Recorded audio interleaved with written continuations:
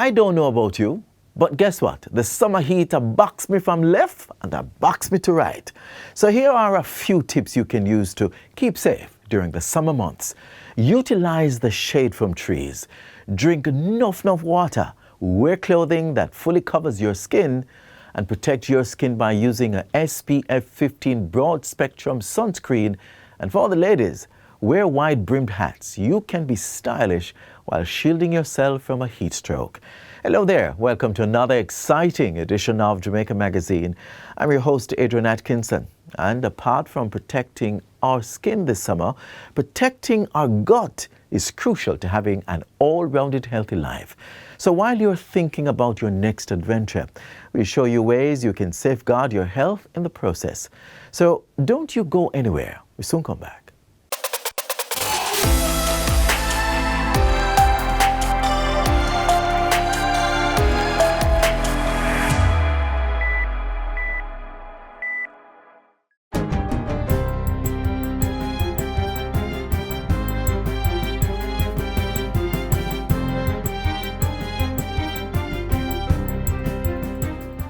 Good day, I'm Theodore Henry, and this is your JIS News for Friday, July 15, 2022. A national strategy to combat organized crime is being developed by the government. The strategy will target key crime producers and create an environment for sustained crime reduction. It will also seek to increase economic growth and prosperity while achieving Plan Secure Jamaica. National Security Minister Dr. Horace Chang says organized crime is a major setback for national development and a hindrance to inclusive economic growth. Dr. Chang has reiterated government's commitment to disrupting, deterring, detecting, and prosecuting criminal elements involved in both domestic and transnational organized crime. The National Security Minister was delivering the opening remarks at the launch of a 3-day technical workshop on the strategy's development on Tuesday. In their deliberations, participants were urged to consider emerging organized crimes such as trafficking in persons, cybercrimes, extortion, and the illicit guns for drugs and guns for food trade. Minister with responsibility for the continuous improvement of correctional centers, Xavier Main, says he is pleased with operations and leadership at juvenile facilities as the government continues to provide rehabilitation support. Assessments were carried out yesterday during a tour at the Rio Cobre and Tredegar Park facilities by the minister and his team. The juveniles who have certainly found themselves on the wrong side of the law, we want to make sure that we give them an opportunity to learn from whatever wrong they may have done. We want to, bring them through a process of rehabilitation. And for us, it is important that the programs that are here are geared to just that. Some of the programs being offered are education, vocational training, life skills, and therapeutic mental development. Recently, Block A at the Rio Cobre facility was renovated, and Block B is being prepared for similar upgrade. The rehabilitation program is quite credible, and this is an area that we definitely will be ramping up the support that it gets from government. Tourism Minister Edmund Bartlett says challenges such as supply chain disruptions being faced by operators of the island's small and medium-sized tourism enterprises, SMTEs, are being addressed through training, development, and financing. While speaking recently at the opening of the 8th staging of the Christmas in July initiative, Minister Bartlett said his ministry is working to future-proof this industry against any possibilities of an economic downturn. Is a confluence of many economic and social activities that must come together seamlessly to create an experience that people like. And if we said that 80% of that experience is the small and medium enterprises, we must build their capacity to be the beneficiaries of it. While addressing close to 200 local suppliers at the opening ceremony, Minister Bartlett also said building quality, consistency, and good prices are essential to the competitiveness of Jamaican products. To that end, he's encouraging operators of SMTEs to provide high-quality products to ensure the resilience of the industry and their continued viability in the market. The Scientific Research Council, SRC, yesterday honored 9 Jamaican women who have been making significant strides in helping to develop the country's science and technology industry. The recognition of the women comes against the backdrop of the development of the agency's S&T Extraordinaires Recognition Program, designed to celebrate our top female achievers in science and technology. Portfolio Minister Darrell Vaz, while speaking yesterday at the program's launch, said the 9 women have contributed greatly to the country in the fields of biotechnology, health, education, physics, and information communication technology, ICT. The government of Jamaica, the ministry, and Jamaicans at large owe you a great debt of gratitude. Congratulations. I wish to assure you and others within your discipline that this government, through the Ministry of Science, Energy and Technology, is committed to the development and advancement of science and its related fields. We are cognizant of the important role of science in creating new knowledge, solving problems, and improving the quality of life. The S&T Extraordinaires Recognition Program is the first of its kind to be launched in Jamaica to highlight the successes of exceptional Jamaican female scientists. The program forms part of the SRC's mandate to popularize science and technology and foster a scientific culture amongst Jamaicans. Aspiring innovators are being called to submit their ideas and inventions to the National Innovation Competition by July 31. Executive Director of the National Commission on Science and Technology, Dr. Olive Jean Burrows, says the competition is designed to help winners and shortlisted applicants move forward with their innovations. She was speaking at a recent JIS think tank. Think of the opportunity that you will have on the other side of applying, right? Even if you are just, you weren't one of the top winners, but you were shortlisted, there's still the opportunity to get training and pretty much an incubation for your project that can lead you to how you can actually commercialize in the future. Dr. Burrows also added that the innovations will be protected as the submissions are registered with the Jamaica Intellectual Property Office, JIPO. Interested persons can visit the NCST's website at ncst.gov.jm for more information. And finally, Sport Minister Olivia Grange has welcomed the upcoming fundraising boxing match dubbed Rumble in the Sun. The event, which is scheduled for October 1, will be headlined by former heavyweight boxer Donovan Razor Ruddock. Funds will be used to carry out infrastructure development at the Good Hope Primary and Infant School in St. Catherine. I want to give back because in my community in St. Catherine, Red Ground Good Hope School, so what I'd like to do is put on a show here, a boxing show with another legendary boxer. And part of that proceeds would make some infrastructure, build a new classroom for the kids. Mr. Ruddock also has plans to establish 3 gyms with the aim of attracting young talent and encouraging greater female participation in the sport. Minister Grange says the event will also assist in the revitalization of the sport locally. Your visit is timely because we're on that path, we're moving in that direction, we're doing the work, and your involvement and support will strengthen our efforts. And that's it for JIS News Today. I'm Theodore Henry. Thanks for watching.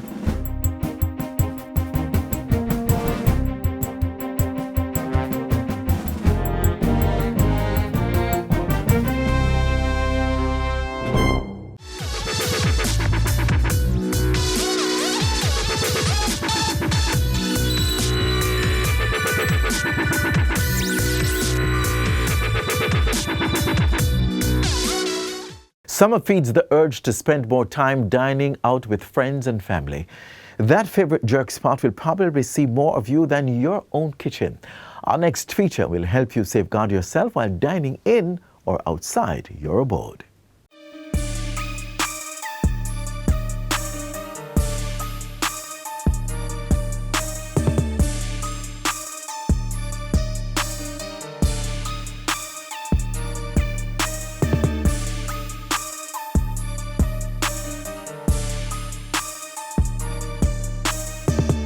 Dangerous strains of bacteria such as E. coli and Salmonella can cause serious health problems when the food we eat become contaminated through improper handling and not being properly cooked.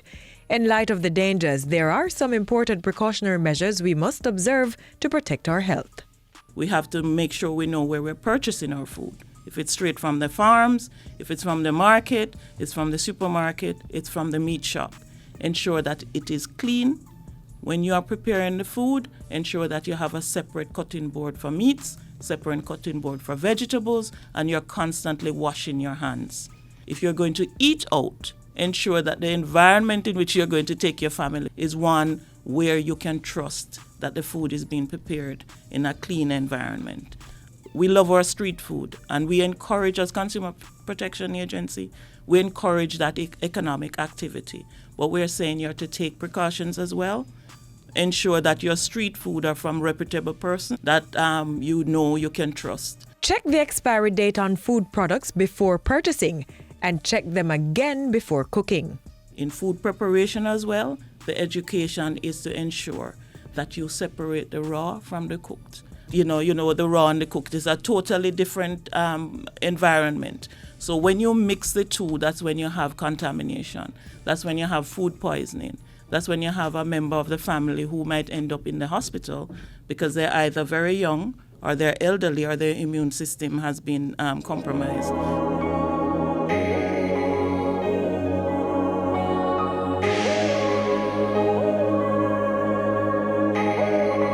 Discard any food that looks or smells questionable. Don't allow your food to stay open and accessible to flies. Containerize and refrigerate or freeze leftover food before 2 hours after cooking. And always store meats and seafood in sealed containers.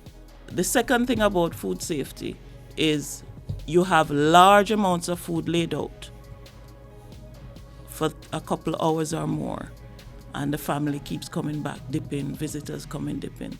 You have to ensure if you have the food out for more than 2 hours, hot food, be very careful, especially if you add sauces and other condiments on the food. It tends to go a little off early, and that is where you have problems if you have an elderly person or a young child. Make sure that you put that away early, that you don't put your family at risk, because food poisoning, most of us get well quickly, but it can lead to death if your immune system has been compromised. So we're saying be safe with your food. Ensure that when you package them and put them away, they're packaged in portions where when you take them out to reheat, you don't reheat the entire thing and then put it back in the refrigerator. So you apportion it according to what you're going to be using, so you don't increase the risk of food poisoning or any other bacteria entering the food. Ensure meats are cooked thoroughly. Remember, improper food handling can mean the difference between a trip to the emergency room or enjoying a tasty meal.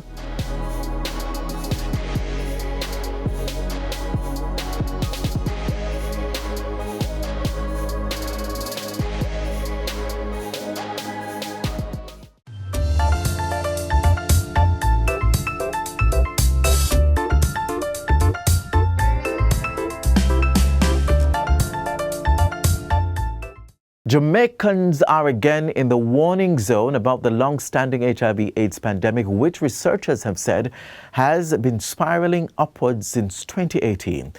Do note that there are strategies such as abstinence, never sharing needles, and using condoms the right way that can help reduce your risk. Know your status?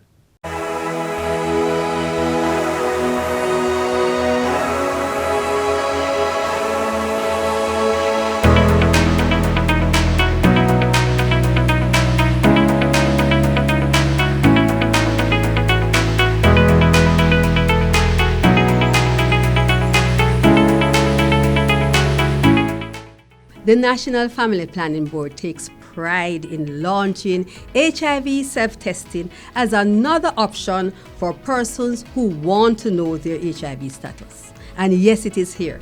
We're putting this product into the hands of members of the public through a very important public-private partnership through the pharmacies, and this will facilitate our reach to a wider audience. This kit allows persons to self-test within the comfort of their homes or to opt for a self-test at a healthcare facility. You and your partner can do the test. So we're encouraging the sexually active persons at high risk to make use of available kits to determine their HIV status. The National HIV Program is continuing its mandate of ensuring the provision of care through this new modality. This joins existing modalities of provider-initiated testing and counseling offered at our health facilities, outreach testing provided by our prevention team, and targeted testing through contact tracing and counseling. Testing allows for two things: the indication of a positive test or the provision of a negative result. For all persons who do self-testing, there are also avenues available for prevention, for treatment, and counseling. So we're not just sending you to do a self-test at home. All health facilities in Jamaica can guide you through the process of a positive or a negative test. However, there are 44 treatment sites in the public and private setting that you can go to get expert treatment and management of any HIV condition and HIV itself. The listing of all these health facilities is available on the Ministry of Health and Wellness's website. It will be available at the pharmacies that will be doing the self-testing, and it will also be available on our NFPB website. This initiative by the Ministry of Health and Wellness through the National Family Planning Board is welcomed as Jamaica moves towards epidemiological control of HIV. This fits into our sustained effort to have more persons being tested for HIV, as well as increase the number of persons who are aware of their HIV status. Globally, the body UNAIDS has had challenges back in 2020 to have a 90% of all people living with HIV to know their status. Another 90% of people to be diagnosed with HIV infection receiving sustained antiretroviral ARV treatment, and the last 90 of persons to be on antiretroviral treatment to attain viral suppression. No, the wider availability of the HIV test has the opportunity to ensure the realization of the first 90 targets. Success in this endeavor will mean we can end AIDS pandemic by 2030. The challenges to the continuum of care are being addressed by the program. This is one of the things to definitely make that happen. Checking our HIV status, especially if we are sexually active and not using protection. This is important for you to make sure you get this self-test kit. You have the fluid for actually conducting the test and your swab stick that you will use and test for your results. Now, when persons hear about the oral test, they usually think that it's just push it into your mouth, but we don't want to be testing the saliva. You actually need to rub along the gum line, both top and bottom of the gum, to ensure, and it's kind of, you have to do it hard to ensure that you are getting the cells. And you insert it in the container. Now you'll have to wait for 20 minutes to read it. It is suggested that you read at 20 minutes, not long after, not before. So there you go. Your results will be presented here. If you get a reactive or a positive result, you need to ensure that this result is confirmed through a confirmatory test. So you can go to any one of our treatment sites to get a confirmatory test done. We are proud to partner with the Ministry of Health and the National Family Planning Board, and we are pleased to add this to our list of services.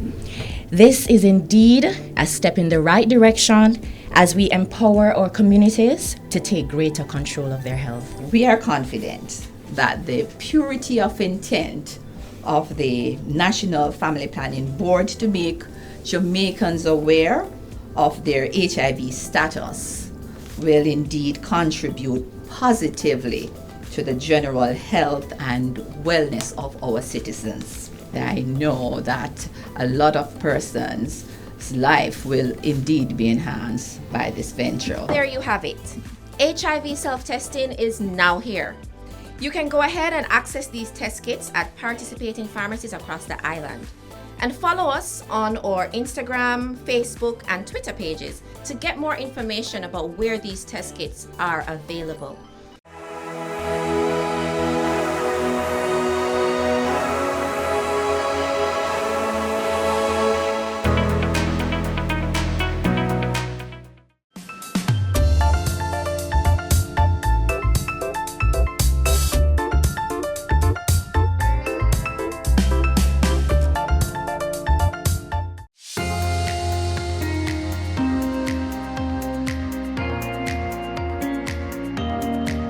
Cecil Cooper's life tells a story of how one man's canvases display a mastery of realism, aptly capture the Jamaican spirit, and represent the intricacies of our blackness.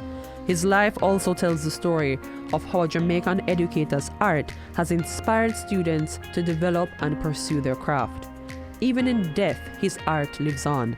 So too his desire to see young Jamaican artists fulfill their dreams. This through the launch of the Cecil Cooper Foundation Scholarship.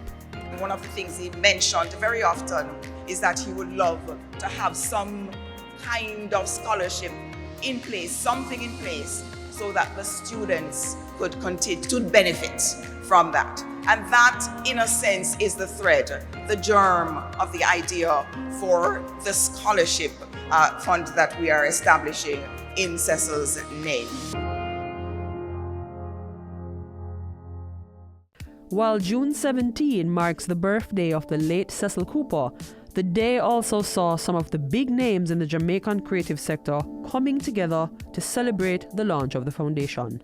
I am delighted to be here this evening as we celebrate the life and work of Cecil Cooper, our great Jamaican icon who excelled in the field of art, music, and art education. The launch of the Cecil Cooper Foundation and inaugural Cecil Cooper Scholarship exhibition this evening on Cecil's birthday is of great significance to his family, friends, and indeed to art lovers in Jamaica. At the evening's inaugural scholarship exhibition, 70 pieces of Cecil's work were on display, with part proceeds from sales expected to go towards scholarship and bursaries for students at the Edna Manley College of the Visual and Performing Arts. One final year student has already been awarded a full scholarship to pursue art, while 4 to 6 first-year students will benefit from bursaries through the foundation for the upcoming academic year. Events like these and efforts such as what we are doing now in launching this foundation and creating the opportunity for young people to get formal exposure to the arts through full scholarships, it's a good start. The foundation will indeed create a legacy, establishing a trust fund while also holding exhibitions annually to display the works of beneficiaries, as well as Cecil's colleagues and former students. And even as the health industry remains a critical part of our nation, and because Cecil's battle with cancer came to an unfortunate end, and the leadership of the foundation has decided that the foundation will also aid in the field of health and wellness. To sweeten the deal, Culture Minister Olivia Grange says her ministry is committing to provide funding for a scholarship in music to one student at the institution. So we are making sure that we cover music, painting as a visual arts, but also sculpting and so much more. Artist management is a critical area, and we understand that we have to ensure we build art in Jamaica and culture. Yes, Babsy. and educators at the Edna Manley College are lauding the government's response to ensuring that they continue to build and develop the art industry in Jamaica. This evening, having this gathering and the inaugural foundation setting the tone with the Prime Minister's contribution, with the Minister of Culture's contribution, we are elated.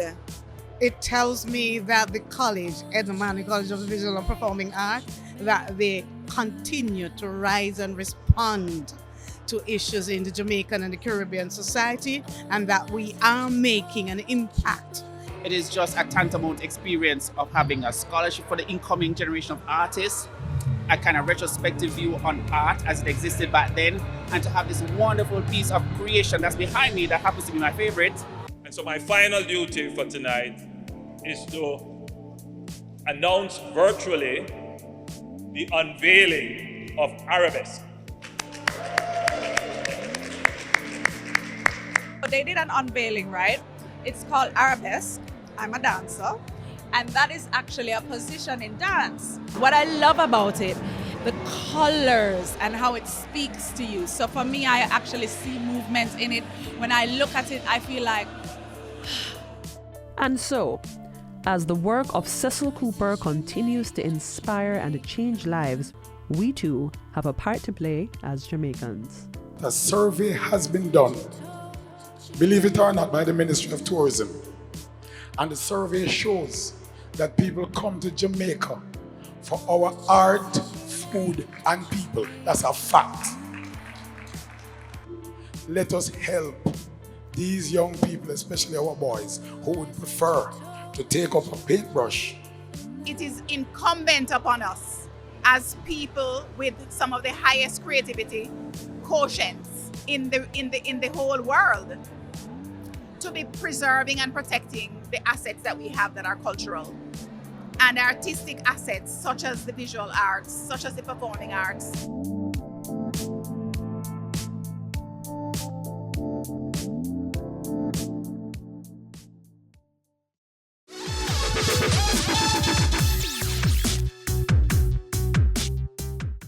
Very little island so sweet that when we venture upon it, all we can do are kin with it. The mesmerizing sunset overlooking the beautiful mountains is such a treat. Now spoil it, Now mash up with little beauty. Love it and replenish it so we can continue to live on it. Our little island so sweet. Many coming here to view the luscious gardens and to swim in the blue, clear beaches. So why we not enjoy it? Why we not just boast about God's creation? People, we have a gift, a gem, and we must steward it to preserve it. Jamaica's independence is more than a celebration. It is a call to the nation to preserve we little island and don't make it pop down in our hand. Feel we little island so sweet. Jamaica, land we love.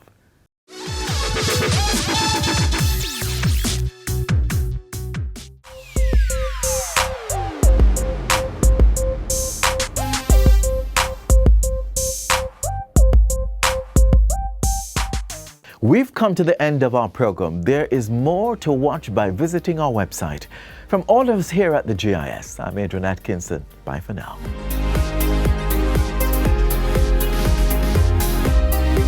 This has been a production of the Jamaica Information Service, the voice of Jamaica.